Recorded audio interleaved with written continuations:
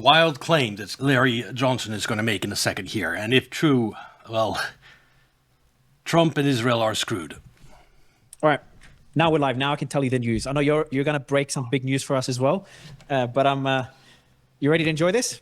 I am. I love when I tell you something live on air. So just for the audience, Larry has not seen the Axios piece, thankfully, so he can see it live with us. We can see his reaction. So Axios reported today, literally about 30 minutes ago, if that, just under 30 minutes ago, they said Trump called Netanyahu, said the following, quote, "You're fucking crazy. You'd be in prison if it weren't for me. I'm saving your ass. Everybody hates you now. Everybody hates Israel because of this. What the fuck are you doing?" That was today, allegedly by Axios, after the... Trump allegedly said that to Netanyahu. It is the type of thing that Trump would say. It's the way he talks. So that lends it some credibility. I don't know. I personally, if Trump was tricked into this war by Netanyahu, of course, he wouldn't have a great opinion of Netanyahu right now. Threats by Netanyahu to strike Beirut. So first I'd love to get your reaction. Either it's true, and that's incredible news, or it's not true, but then the question, who leaked it and why? So either way, it's pretty significant. What do you think? No, I think it's very significant. So Trump's telling one story, Bibi's telling another story, but in this case, I'd say I believe Trump. So let me tell you why I think this is true, and this is where I'll break the news. Pepe Escobar and I were... Here we go. This is the important part. Approached by a person with access to an intelligence, not somebody who's smart, but an actual source, intelligence source, and I'll just call it West Asia. And we were given this information last Friday. The first point of the information was Iran is going to withdraw from the negotiations. You hinted about this yesterday. You told me there was something. Yes, he did hint about it yesterday, and I was curious about it too. But that's basically happened today. Tell me, no. Iran did withdraw from the negotiations. Is it? So number two, Iran is going to withdraw from the Non-Proliferation Treaty, the NPT. Number three, and we have confirmed that this is from this intelligence source, and he's not giving opinion, that Iran will then be prepared to do a demonstration of a nuclear weapon that they have acquired with the assistance of a third country. And that changes everything, if true. And I will not mention the country, but it will be not for use. It will be to demonstrate that leave us alone, like North Korea, we got a weapon now. So, the reason Trump is harping on the nuclear material so much isn't because he particularly cares about nuclear material. Well, he might care a little bit. He has been talking about it on the campaign trail for a long time and in the shows. But it's the only place that he can still get a victory. Iran controls the Strait of Hormuz. He can't change that. He can't regime change Iran. Any hope of that went out the window when it didn't happen the first weekend. So he has no hope of doing regime change. Oil prices are up and up, and he needs a reason, a victory to sell to the American people. Say, okay, this is why you are enduring high gas prices. And stopping Iran from having a nuke is his way to spin victory. If Iran does this and tests a nuclear bomb and becomes a nuclear state, Trump is completely fucked because he has no way to stop it anymore. Iran becomes untouchable, and Iran has the backing of Russia and China, Pakistan and others. He can't do anything. He can't attack them again. And there's no way for him to spin it as victory. All his reasons for starting the war have failed. He didn't get regime change. He didn't weaken Iran. He didn't stop them from getting a bomb. And you're going to have... So it will be a complete U.S. loss on every level. Strategic, military, everything. And a disaster for Israel. And everyone will be furious with him. I mean, as we go, I'm going to bring up, if this comes true, if Iran does take a nuke, one first thing I'm going to do is bring up the clip of Asmgold being, I'm so happy they bombed Iran's supreme leader, that they bombed Iran. And I'm going I'm going to yell at Asmongold. I've like good 50 minutes. Like, you moron! Trump killed the one person who was stopping Iran from getting a nuke. The supreme leader who issued the fatwa against nuclear weapons. When Trump killed him, he guaranteed this outcome. But I can't do that yet. Still early. It's just one report. I trust Larry Johnson a lot. But again, this is one intelligence source that told him this. He doesn't have a way to verify that beyond the fact that point one has already happened. Iran has withdrawn from the negotiations. He was told that on Friday. It happened on Monday. So one of three has happened. The other two, though, oh my God. The number two, I think that wouldn't be as surprising since there was already hint that the parliament in Iran was considering withdrawing from the nuclear treaty. But number three, oh my God. Let's watch some more. Again, we got this information on Friday, but the first point that they were going to withdraw from the negotiations. And what did we get this morning at 10 a.m.? Well, 10 a.m. Eastern time, my time, probably 5:30 your time, p.m.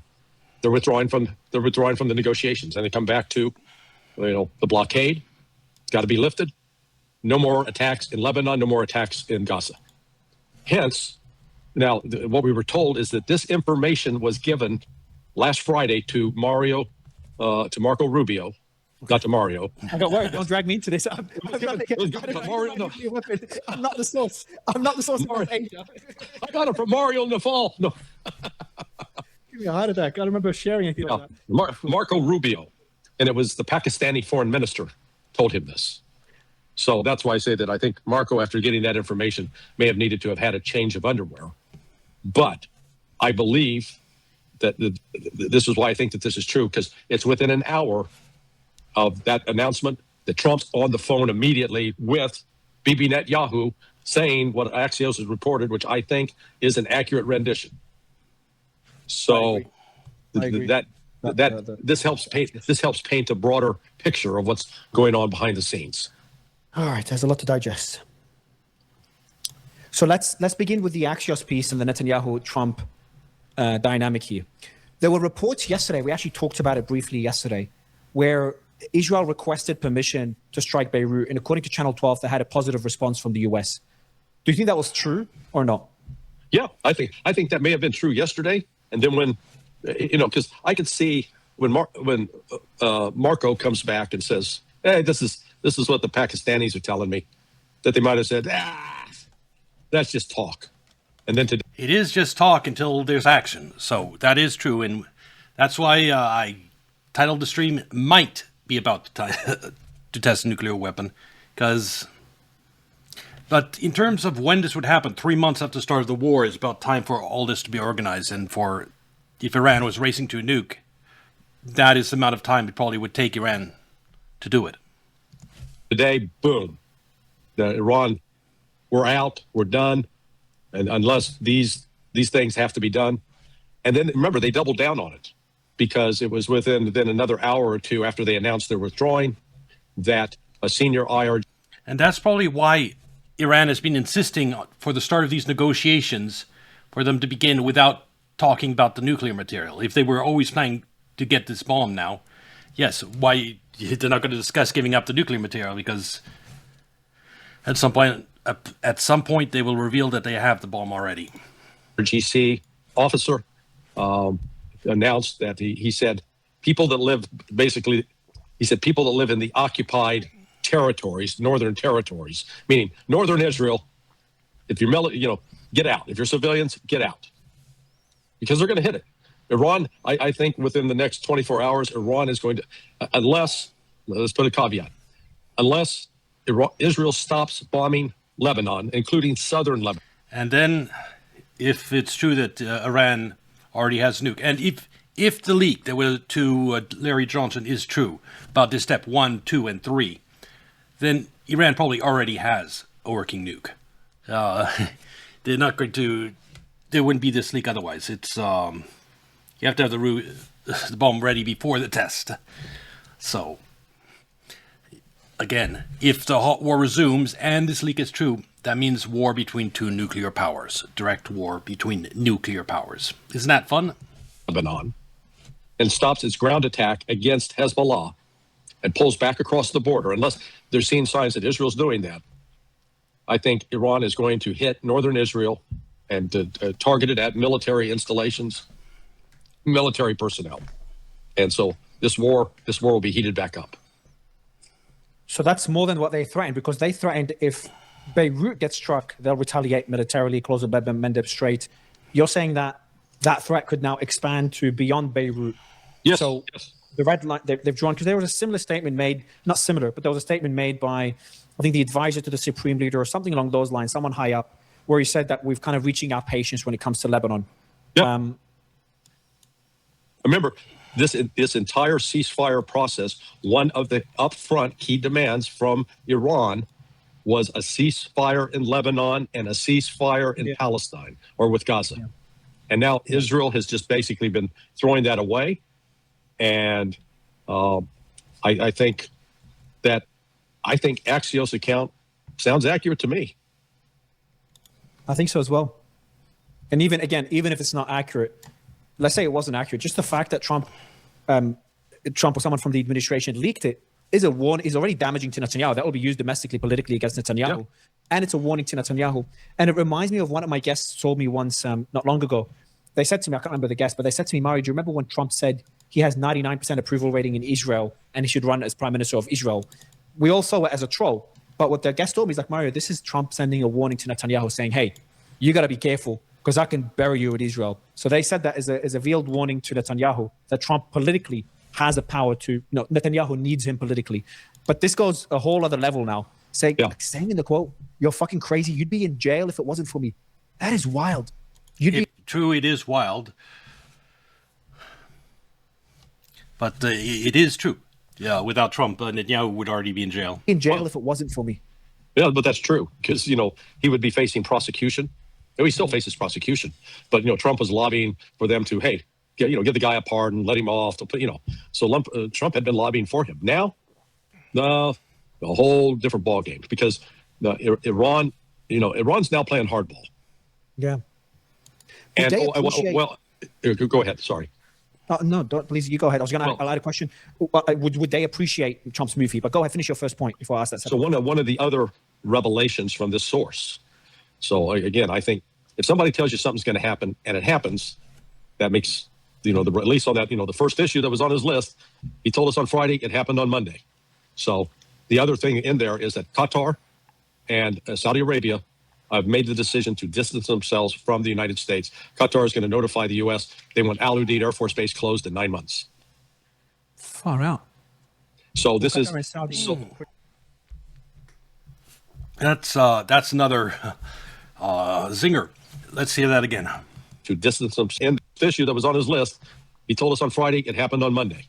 So the other thing in there is that Qatar and Saudi Arabia have made the decision to distance themselves from the United States. Qatar is going to notify the U.S. They want Al Udeid Air Force Base closed in 9 months. That's a huge deal because U.S. can't even attack Iran without Saudi Arabia because Saudi Arabia withdrawing, and it means that the United States can't use Saudi airspace. Saudi airspace is this. Iraq is not a friendly country to Israel or the U.S. right now. There are a refueling tanker was shot down over Iraq. Iran has allies in here, but also it just means if no U.S. aircraft can fly over this area, it severely limits the ability of U.S. to attack Iran. All attacks need to come from Israel or from way far away or from Jordan over here. And that means logistically it complicates. Like the east of Iran, that's too far to start attack from Israel. You need to fly over Iranian territory if you're coming from the west. And again, Oman isn't cooperating, so you'd have to aircraft carriers here. You'd need to have them refuel. You need a refueler tanker fly over from Israel all the way over here to refuel jets that are coming from aircraft carriers so they can strike somewhere over here in Iran. It's logistically, if without Saudi Arabia, the United States cannot wage war against Iran. No, it's a huge deal. Qatar has one U.S. airbase here, and that was used to attack Iran. And yes, it's a big deal to lose that airbase. But Saudi Arabia, they have one base over here where the United States is parking a huge fleet of refueling aircrafts. And that's what they leave and meet fighter jets to refuel on the way to Iran. The loss of that, military actions against Iran practically go off the table if Saudi Arabia is against it. Far out. So this is Qatar and Saudi so, criticized Israel and Lebanon just in the last couple of days. yeah, and this is part of the Saudis have been provided a security umbrella by Pakistan. But let's recall, everything that Pakistan is doing is being done really under sort of the direction, supervision of China. So Yep. the Saudis know that they're not just dealing with Pakistan; they're dealing with China, they're dealing with Russia. So this is being packed. And I think China wants Iran to become a nuclear state at this point so that Israel and the United States stop attacking their ally. It's just part of a big, much broader, if you will, integration into a new global economic system, global economic, political, military security system. And if Iran comes out of this stronger, that is really going to cement Russia, Iran, and China as dominant players in the Asian continent.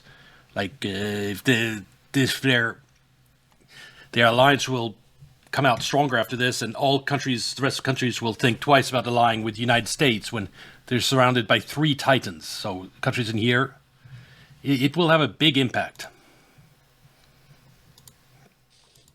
Well, in Trump's post, he said, I had a conversation with Netanyahu today asking him not to go into major raid of Beirut, Lebanon. He turned his troops around. Thank you, Bibi. But I also had a conversation with representatives of the leaders of Hezbollah, and they agreed to stop shooting at Israel and its soldiers. And likewise, Israel has agreed to stop shooting at them, at Hezbollah.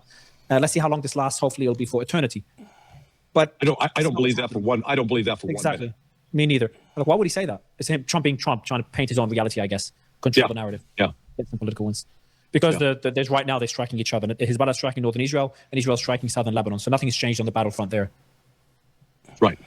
All right. So the question I was asking earlier is, do you think Iran would appreciate the developments today? Because they made a threat, and Trump acted on it. That must be seen as a goodwill move by Trump. He did rein in Israel, not completely. They're still striking. They're still war in Lebanon.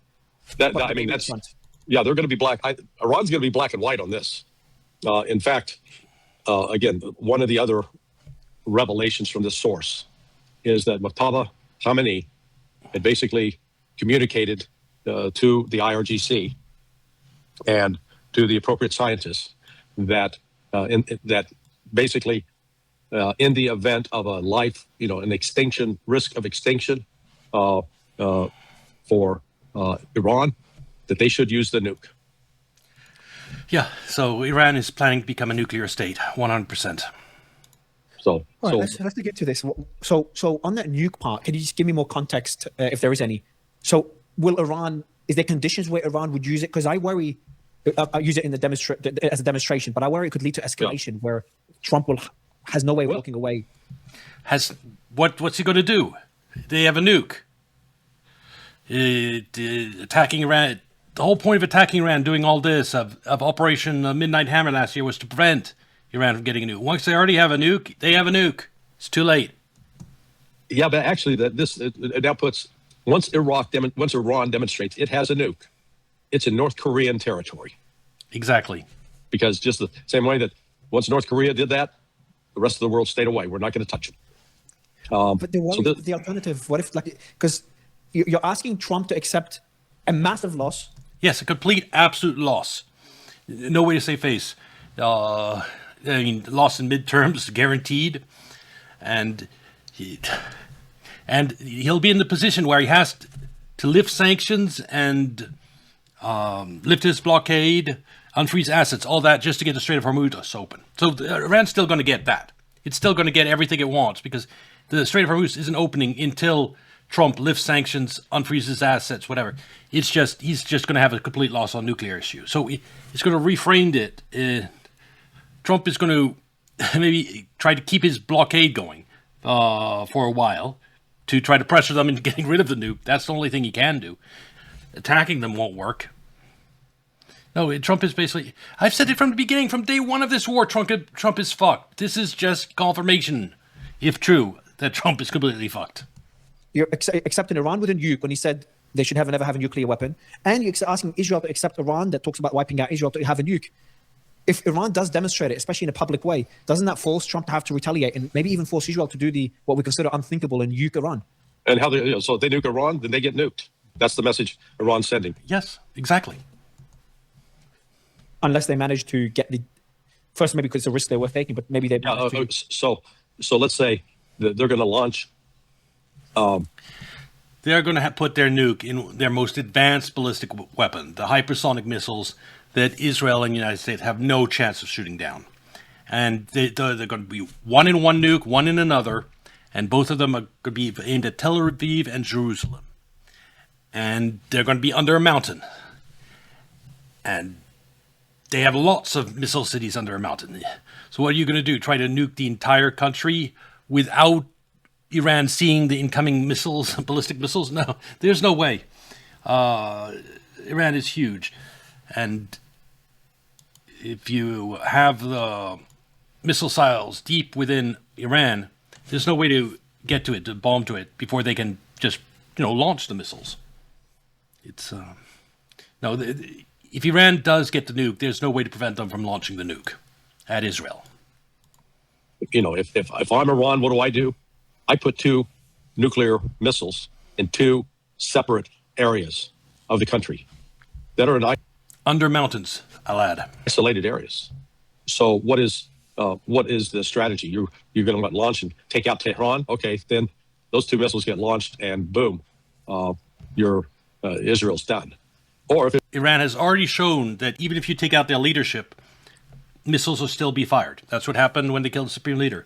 So even killing the new Supreme Leader won't stop these missiles from being launched. Israel tries to take out those launchers. It's in a remote area, but they're never going to be sure if they get them all. So I mean, there's too many unknowns. Well, not only a remote area, but they have many missile cities under mountains. And I think the deepest of those cities, they'll put that missile in the deepest part of with like hundreds of feet, thousands of feet of stone above, where even a nuclear bomb couldn't reach it. And there's no way to stop them from bringing it out and firing it. Those missile cities have hundreds of exits. Here all of a sudden. And now it forces it back into where Iran's always been. Let's talk. Let's negotiate. And they're going to tell Israel, you got to stop killing Palestinians. You got to stop. You stop that, there can be recognition, but there's not going to be any recognition of Israel until they stop killing Palestinians. You think they're going to add the Palestinian cause into the current negotiations, or maybe they already have. They just did that. That's what happened. You're talking, yes, with the statement. One of the statements came out today. I think that's one you're referring to, where there's 2 statements on the Iranian side. So, not one of them is a senior Iranian official who spoke to Fars News and said, that's before Trump's call, etc. He said the blood of a Palestinian equals the blood of an Iranian. The blood of a Lebanese equals the blood of an Iranian. The Muslim community is one joint column, side by side. And then we had Iran's IRGC-affiliated Tasnim news agency said the following. Iran emphasizes the need for the following. The necessity of the immediate cessation of attacks by the Zionist regime in Gaza and Lebanon. So they added Gaza and Lebanon. The necessity of a complete Israeli withdrawal from the areas it occupies in Lebanon. And the resistance axis and Iran together have determined to completely block Hormuz and the Bab el-Mandeb Strait, activate the front in the Bab el-Mandeb Strait. So that was before the Trump call. And that's not an official position. That was a report by Tasnim on this report. So it's kind of like Axios reporting something. But like to add, because that would be, like they're struggling to get... The closing of the Red Sea by the Houthis here, that would really fuck over Asia. Like Japan. Right now, there's still oil coming out of Saudi Arabia through the pipeline, and it's going through the Red Sea to Japan. If this gets closed, oil from Saudi Arabia has to go around Africa to get to Japan from Saudi Arabia. And remember, these super tankers move at the speed of a bicycle. You're talking a 2 months trip from Saudi Arabia to Japan, if that comes into versus a 1 month trip. It's insane. Lebanon. Isn't it too early to add Gaza to the mix and risk the entire negotiations? No, but like I said, they added it. That statement, the blood of the Palestinians is the same as the blood of Iranians. They're in. That's part of this. That's part of the deal. So what happens now? Well, we'll see in 24 hours if Iran meant what it said today, that it was warning the folks in northern Israel, get the hell out. But that warning, Larry, that warning was for Beirut. They linked the warning to Beirut. No, So no. Incorrect. Let me read it to you. Stand by. I have to find my thing here. I'll try to find it as well. I'm not trying to be contrary, but you know me. I'm just a grumpy old man.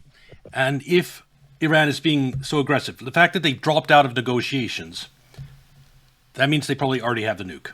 If what Larry Johnson is saying is true, and they're showing this confidence and they're escalating, it's because now they have this extra that they haven't demonstrated it yet, but this newfound confidence could be linked with that. You're not being grumpy at all. I think it's what people enjoy. This where are you here? Before that, And the reason they don't test it right away, they told Rubio on Friday, is to give the United States time to process the information. And by telling Rubio, they tell the whole world that be shared through the intelligence community, and that the entire world might be thinking they already have a nuke. And so it won't come as a huge shock to the U.S. president when Iran does withdraw from the nuclear treaty and tests a nuke. before that, Because you really don't want big shocks with regard to nukes. I copied it and saved it. Is that it? No, that's the Israeli announcement. It has, okay, here it is. IRGC's Qatam al-Anbiya Yes, that's the one. headquarters warns settlers in occupied territories. Netanyahu has threatened to bomb Dahia and Beirut, issuing evacuation warnings to residents. In response, Qatam al-Anbiya warned settlers in northern occupied territories and military settlements to evacuate if they do not want to be harmed, citing repeated Israeli ceasefire violations. So if what you're saying is they're referring that they will launch those attacks in northern Israel to if Dahia and Beirut are bombed, well, okay, that may be true. They didn't necessarily say that if they do it in southern Lebanon. But you know, Yeah, that's if what I'm an Israeli settler, I ain't taking my chances. I'm getting out. But now, so just now that you read it, do you think they do link it to Beirut or no? They weren't very explicit about it, but it seemed it was a response to Beirut. Yeah, so if Israel continues the bombing, now let's say if they don't bomb Beirut, but they just do southern Lebanon, then I don't know. Well, we'll leave. But in light of that other statement that you read, with the blood, Lebanese, the blood of Iran. and the blood, so they're treating the Lebanese and the Palestinians as one. So, but you know, the key here is that. Well, there's another one. This one, sorry, I'll give you this one as well. So this is, Dalibov said this. In my conversation with my brother, Mr. Nabih Berri, so for the audience, Nabih Berri is the head of Amal in Lebanon, which is allied with Hezbollah, and he's been the de facto spokesperson of Hezbollah because he's not sanctioned. That might change, but he's not sanctioned. So, you know, diplomats can speak to him without saying they spoke to Hezbollah. I emphasized, that's Galibaf, I emphasized after the call with Berry that if the crimes of the Zionist regime in Lebanon continue, we will not only halt the dialogue process, but also stand firmly against them. So that kind of hints to what you were saying earlier, that maybe this time there is potentially there are going to be new threats if Israel does not stop in Lebanon, because he's saying not only will they stop dialogue if the attacks continue, doesn't mention Beirut. Hezbollah opened its front in Lebanon in support of Iran. I'm sure Iran is keenly aware of that, and they're not going to let this war end with Israel occupying any Lebanese territory. I can't see how they would. We will not only halt dialogue process, but we'll also stand firmly against them. Long live the resistance, as in Hezbollah. Long live the defense of the motherland. I think he talks about Lebanon. Long live the brotherhood of the Iranian and Lebanese people. So Galibaf, after that statement you read, did make a statement saying if the crimes of the Zionist regime in Lebanon continue, so it's more broad. So that one could be interpreted as maybe Iran does escalate if things don't stop in Lebanon. Now, did you see the statement from the Lebanese member of parliament, Hassan Fadlallah? I might have, yeah. Where he said, Hezbollah rejected a U.S. proposal that would have halted Israeli attacks on Beirut in exchange for ending strikes on northern Israeli settlements, stressing that the resistance is seeking a ceasefire covering all of Lebanon rather than a limited arrangement. Yeah. So what happened there, this is true. So we got multiple reports, going to give you the context for the audience. Throughout the day, we got multiple reports that obviously initially the Israel was about to strike Beirut, and then Trump scrambles, talks to NBC. It's very hectic trying to keep track of what's going on in this entire situation, because all throughout the day you have all these different reports, like he's about to say, and you don't know.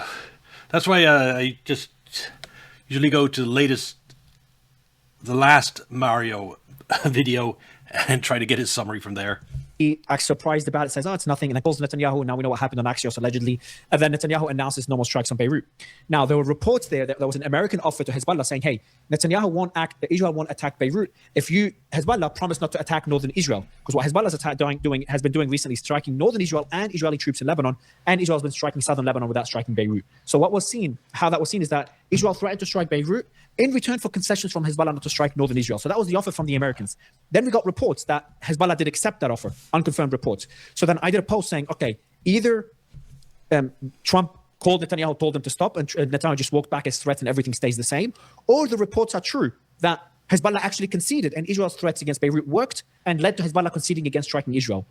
And then the comment you mentioned by Hassan Fadallah from Hezbollah, the MP, I'm actually going to want to interview him. I'll message my team. So based on his statements, and based on the situation on the ground, Israel finds itself in the exact same position Russia is, which is they're in a war against a country that's using lots of drones, and it's also using drones to hit deep into their own country at the same time. And Lebanon, just like Ukraine, is backed by foreign powers that are using it as a proxy war in a way against Israel. Not to the extent of Ukraine, though. Ukraine is a much more proxy war. It's all its weapons and ammunition come from outside, whereas Lebanon's a good part native or self-armed. what he's saying is true. Nothing's changed on the ground because literally, as Trump's talking about a fake ceasefire, Hezbollah still striking northern Israel and Israel still striking southern Lebanon. It's not striking Beirut. Right. So it seems the report that the halt of a strike on Beirut was conditional on Hezbollah not striking northern Israel is the unconfirmed report is not true. And Hezbollah saying, no, we don't want a conditional ceasefire where you keep striking us in southern Lebanon.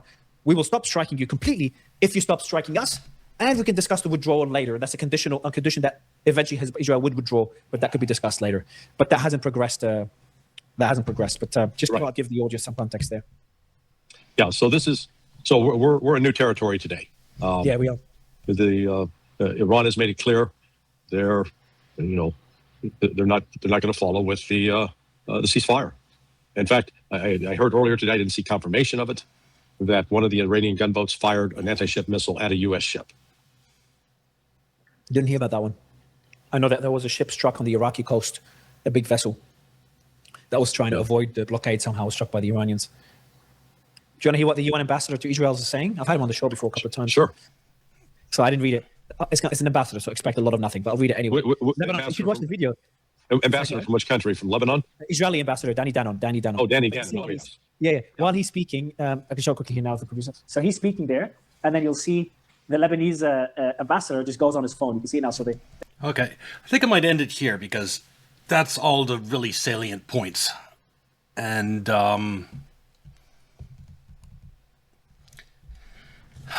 Iran might be going nuclear if this leak to Larry Johnson is true. And one point that supports the leak being true is Iran withdrawing from negotiations, as he was told on Friday. So it could be a very interesting week, assuming that points 3 and 4 happen soon. We'll have to see. An absolute disaster for Trump and Israel, if true. Anyway, this will be on YouTube. Like and subscribe. Come watch and kick our Twitch, and I'll see you in the next video. Bye.